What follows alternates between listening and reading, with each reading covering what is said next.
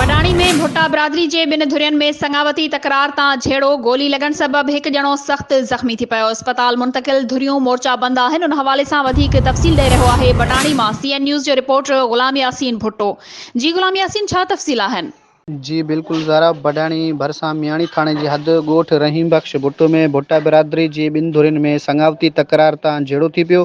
Firing गोली लॻण सबबि 50 साला सांवल भुट्टो सख़्त ज़ख़्मी थी पियो, जंहिंखे वारिस थाणे ते आंदो, जितां ज़रूरी कागज़ी कार्रवाई बाद ज़ख़्मी खे लेटर ॾेई बख्शियापुर अस्पताल मुंतक़िल कयो वियो आहे। वाक़े जी NC दाख़िल कई वई आहे।